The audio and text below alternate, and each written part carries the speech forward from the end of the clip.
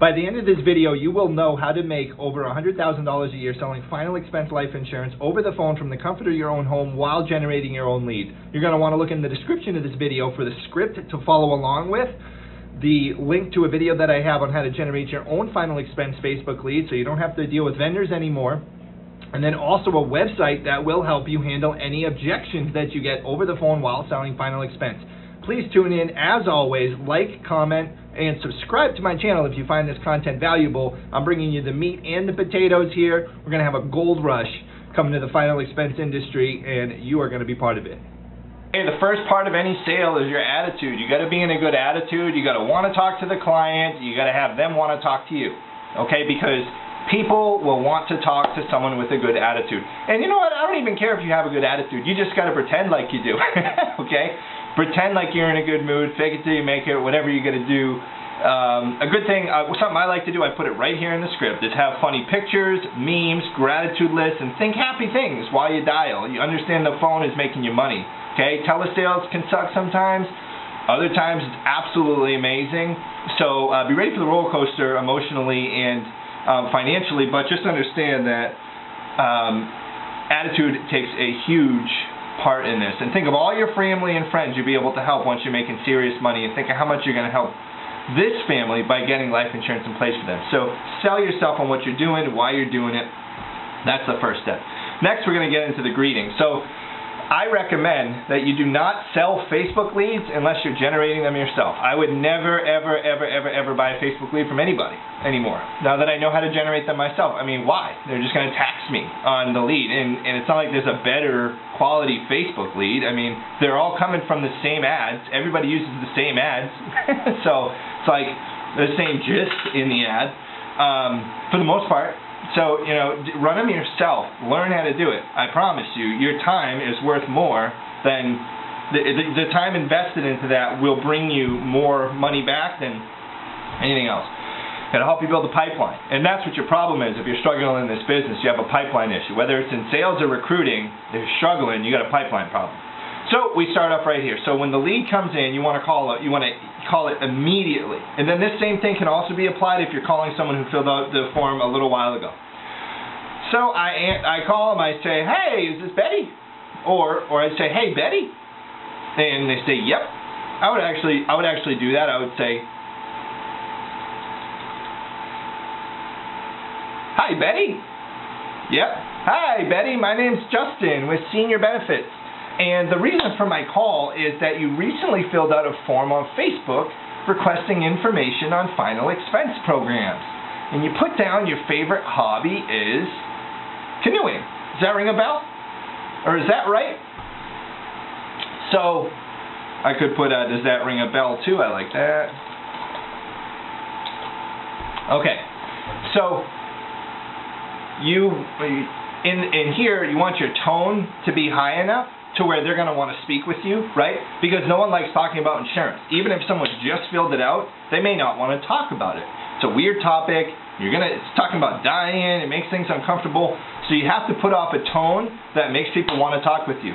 You want to sound almost a little bit over the top in enthusiasm, okay? This is critical and crucial to your sales process, though. You have to sound that way, okay? You have to. There's absolutely no other choice to it. You have to sound that way. So, hi, Betty? Yes? Hi, Betty. My name is Justin with Senior Benefits, and the reason for my call is that you recently filled out a form on Facebook requesting information on final expense programs. And you put down your favorite hobby is canoeing. Does that ring a bell? That would be the answer to the favorite hobby in the Facebook lead. They put the favorite hobby or the favorite color in the lead form. You guys have probably seen that. Then I like to bring up something original or exciting about their hobby. Oftentimes the hobby can be something they used to do, right? We're speaking with seniors. So if someone's like 77 years old and then they're like, you know, I don't know, pole vaulting, then like they're probably not doing it anymore, right? So I'd be like, oh, how do you know, I always bring up something about what they do or try to make them laugh.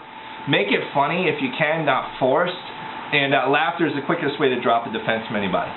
So next part, I'm a state licensed field underwriter And my job is to go over the features of the programs, keep your tonality up high here, and you want to keep your tempo down as well, which means keep it slow, determine eligibility, and show you how to apply if you're interested. All I do is ask a series of health questions to determine which discounts you may qualify for, and I compare rates from over 50 A-rated carriers, some of which you probably already heard of, and give you the most affordable option. So essentially, my job is to save you the time and hassle of having to shop around for coverage. Does that sound good? And you may get hit with an objection there. I already have insurance. I already took care of it. I'm not interested, whatever. If they say that, then all you got to do is just kind of like acknowledge it and move on. Okay? So you're not trying to confirm here. If someone's like, I have insurance already, that's a common one. Do not make the rookie mistake of being like, oh, who do you got it through? How much do you spend every month? Just say, hey, awesome. You know, most people I speak with already have insurance, but look, they find this really valuable. And then keep moving through. And if they're like, I don't want to make any changes, right? Hey, I'm not asking you to make any, I don't want you to make any changes to what you have. I'd love to get you this information to be a point of contact in the future if this is important to you or a loved one. And keep rolling through it, okay? So you just answer, always agree, because you're going to get hit with these, not interested, already have insurance, took care of it, I don't have time right now, whatever. So what you do is you reply, and then just keep moving, all right? I already have insurance. Hey, awesome, I'm glad that you have insurance. I'd be concerned if you didn't. Most people I speak with do, and they find this information very valuable, and I'd love to be a resource for you. And you just keep going. So then we skip right to the fact finding. So these programs typically pay out to your beneficiaries within 48 hours after your passing to help them arrange your final wishes. Is there anyone in particular who would be taking responsibility for these arrangements if the good Lord called you home early? And this will be their beneficiary. Use this as a way to build the need. Reference the beneficiary and how nice of a thing they're doing. Here you can even ask them a few questions before moving on to the next part of the script. Ask them a few questions like, oh, do they live near you? What do you like to do for fun together? How frequently do you talk to them? Oftentimes it's their children or their spouse. If it's a spouse, how long have you been married? Oh, whoa, I can't get my wife to like me for more than 5 minutes, right? How do you stay married for 35 years? So just kind of whatever you got to do to spark up a little conversation there to show that you're interested in what they are interested in, because that beneficiary is an extremely important person in their life, whether or not they talk to them a lot. Okay, that's the first person they think of. Now there's a big buying sign here. If someone comes back with an answer right away to that, and they sound certain, and you hear certainty in their voice about who their beneficiary will be, that's a buy it. They've already assumed mental ownership of that sale. It's kind of hard to mess that one up. Unless they like are at home or something or are busy doing something, okay? Well, next part. Well, you should congratulate yourself on taking this step for beneficiary name. He'll be extremely grateful that you're thinking about getting a program like this in place for him. Now, the goal here is to make it as easy as possible for him, right? Now, you want to ask these questions that result in yes answers to help them get comfort in saying yes to you.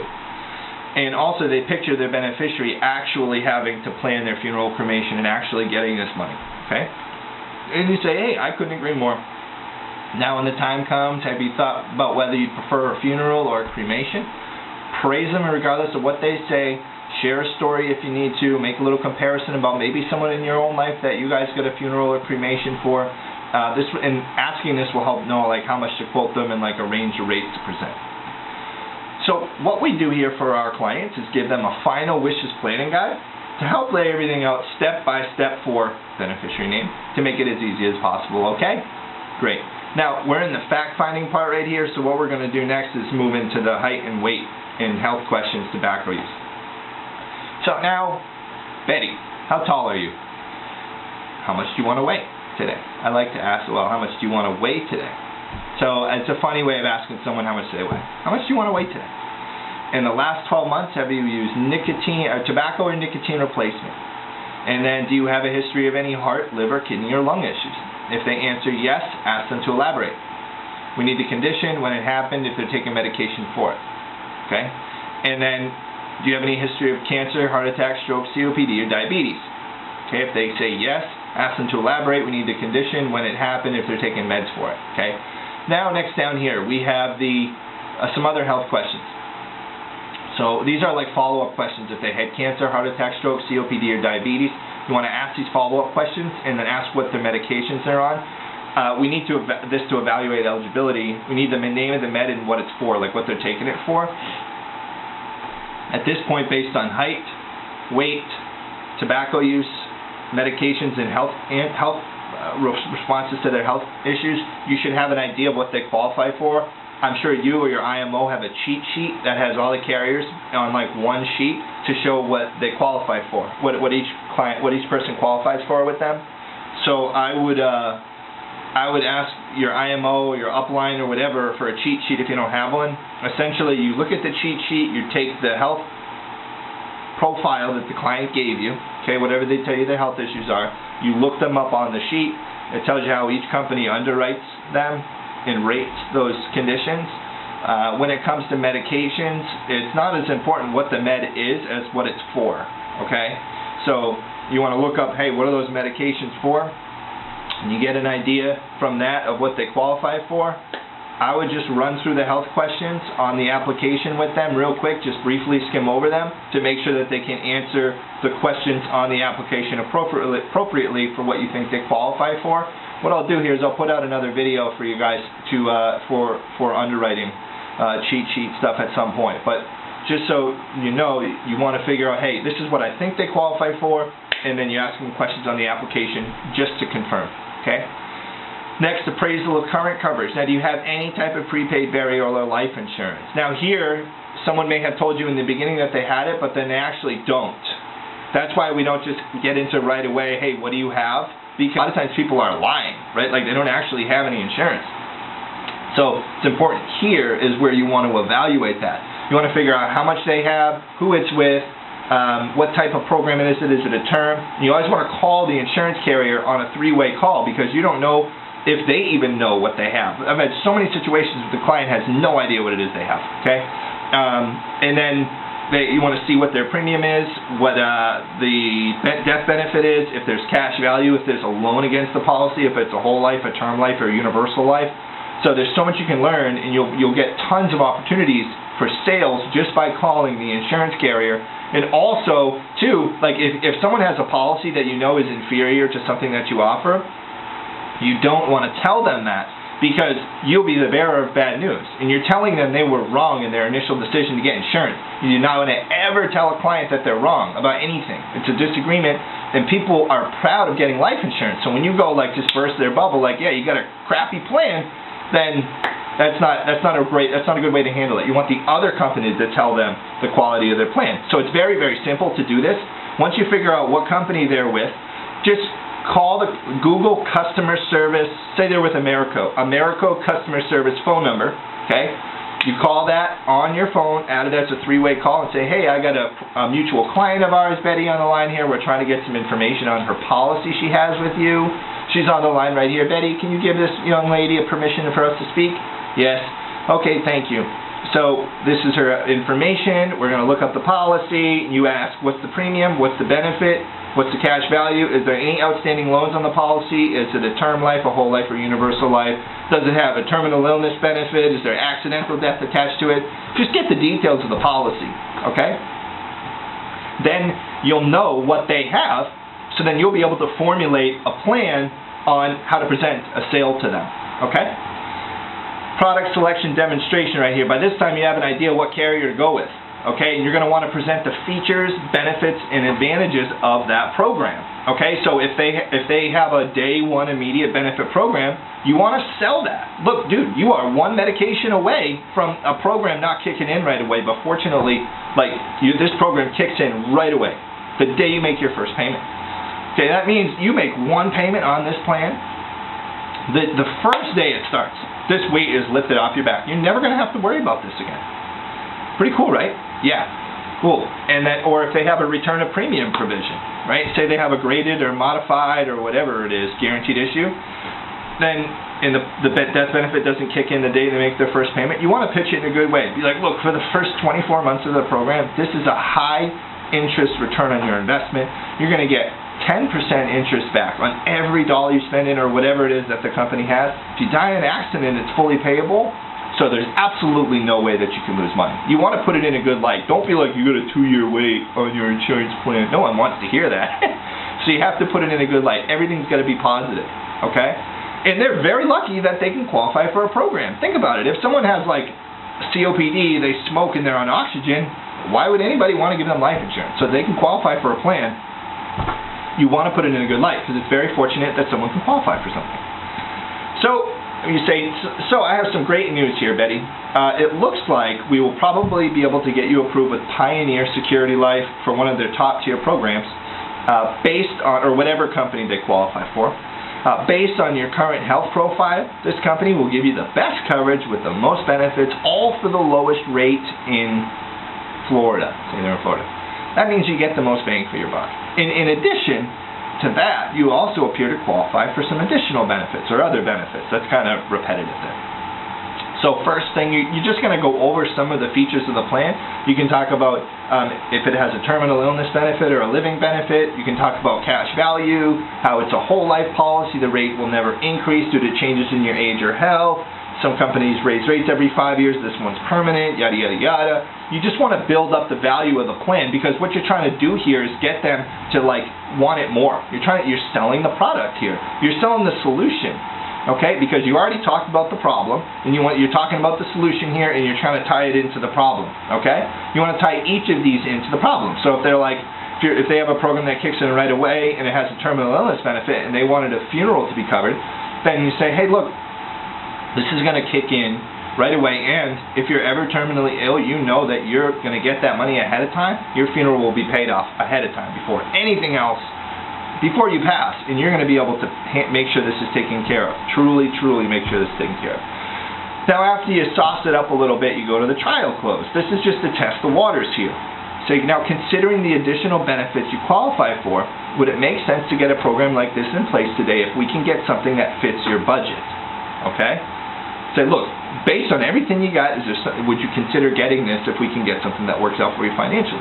Now, you're going to get someone who says like, oh, I don't know, you know, they may give you some pushback here, they may not, but I would ask you, and then a lot of times they're like, oh yeah, definitely, and it's like, okay, cool, so you're getting some sort of a commitment, and it also gets you prepared for what objection you're going to have to handle when you ask for the money, okay? And then next, what we want to do is say the last thing I'm going to do while I'm crunching these numbers is to take out a pen. I want you to take out a pen and piece of paper and write down my personal phone number for my clients, which is, give them your cell phone number. Share your cell phone. Don't be scared to give a client your cell phone. Like, I get agents all the time, oh, I don't want to give my personal information to my clients. It's like, then you don't want to make money. Like, I promise you, 74-year-old Betty is not going to go to your house and, you know, kick down your door and you know, eat your kids or something. So please write that down and then say, I'm going to send you an email and a text message with my contact information. If we are able to get a program like this in place for you today, I'd love to reach out to Johnny with your permission and go over whoever their beneficiary is. Reach out to your beneficiary and go over the details. Okay? And in addition, I will send out the Final Wishes Planning Guide and the Welcome Kit and help you set it up however you like. Okay? Then, so here's the write-up negotiation. Considering you're thinking of a funeral or cremation, I'll give you a range of rates and you can let me know what option's best. I'd always quote around $50 a month, $75, and a little over $100. Our client's average income is $150. $1,500 a month. So if you quote someone a $150 plan, like no one's going to spend 10% of their income on a life insurance policy. And if you make a sale, that's like, you know, $70 a month, $75. You can always call them a few months down the road and add another policy as long as they're making payments on that plan. But you don't, as a life insurance agent, you want to realize that advances don't mean anything. An advance is just an interest-free loan from an insurance company. That's all it is. It's a loan from them saying, hey, please keep our policy on the books. Now, I know everyone wants these monster mega premiums, but I'd rather have a client have two policies for $75 a month each than one for $150. Because our clients do not make a lot of money. If they did, then they would not be wanting a $10,000 policy or $15,000 policy. Okay? A friend of mine ran a very, very large final expense organization for telesales, and they do not quote high. They'll quote around $40, $70, and $100 a month for that exact reason.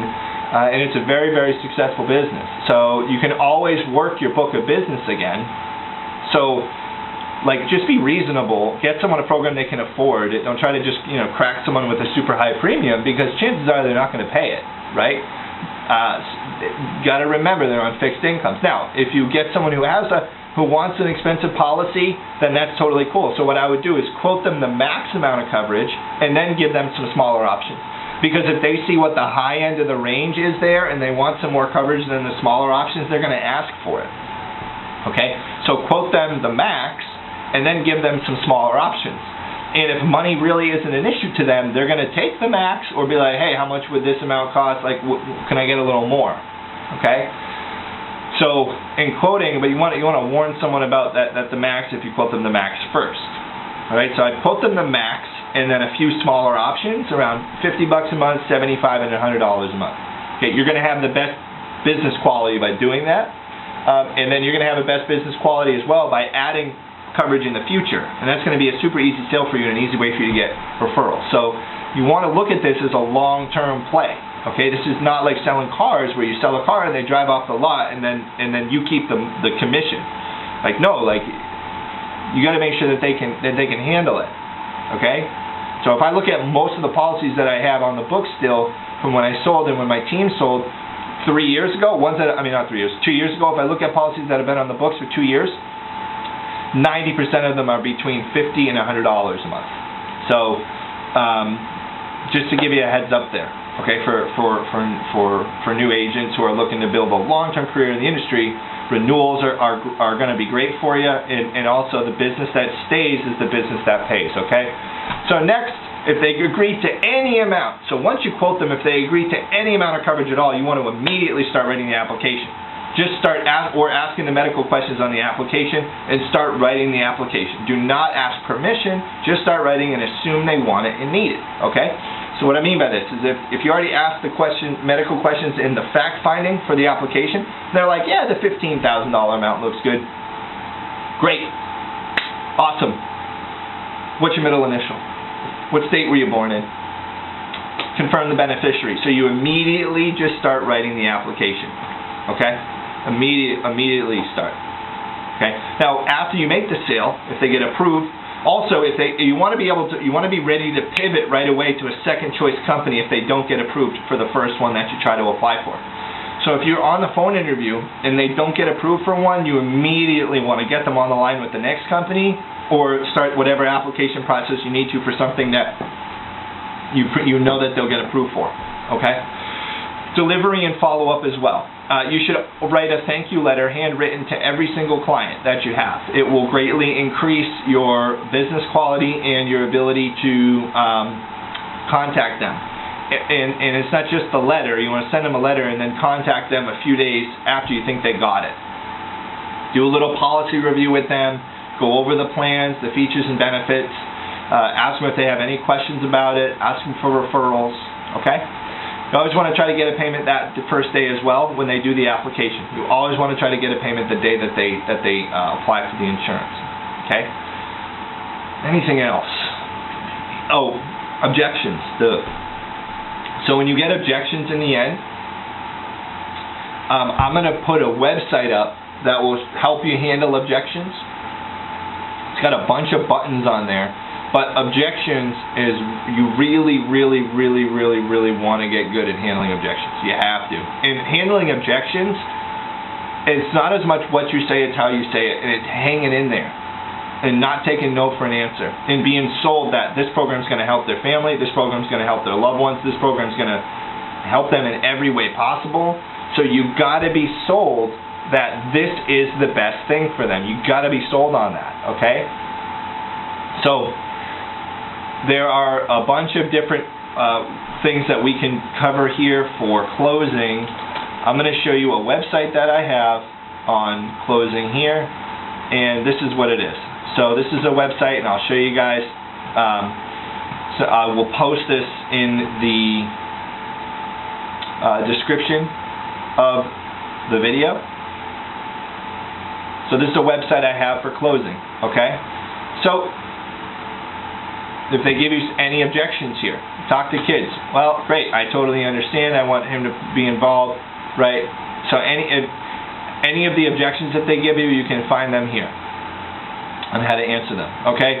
Also, Jordan Belfort has a system called a straight line system, and he uses a loop. Now, I would Google that and look it up. It's or check it out on YouTube. It's a really good way of handling like any objection and any rebuttal a rebuttal for any objection is really what it is. So do your research, learn your objections. If you are terrible at objections, it's still going to be okay, because if you get your presentation down, then 1 out of 4 are going to close for you. Okay, 1 out of 4 presentations are going to close. And once your presentation gets really good and your tonality's up, 1 out of 3 should close. And you're going to just learn how to handle objections along the way. Like the way that I learned how to handle objections was, 1, trying to get my way my whole life, but number 2, doing my research and looking these up, watching things like Cardone University, watching things like Jordan Belfort videos, practicing what I did too. Like I actually implemented what I learned so that I could use it. Okay, so if you learn something, use it, because knowledge without application is useless. Alright? So thank you for that. I hope that you all learned something here by going through this script. This will sell final expense Facebook leads. So this is the presentation to sell final expense Facebook leads. I would use the course that I have on how to make final expense Facebook leads so that you can generate those leads, and then use this information, or use this script here to sell them. Okay? So use my video on how to make final expense Facebook leads. I'm going to post that in the description. I'm also going to post this script in the description. And then you want to use this script here to sell them once they come in. Okay? I appreciate everybody so much. Thank you so much for your time. If you like this video, please subscribe. Please like the video, make comments, whatever you need to. Alright? Thank you.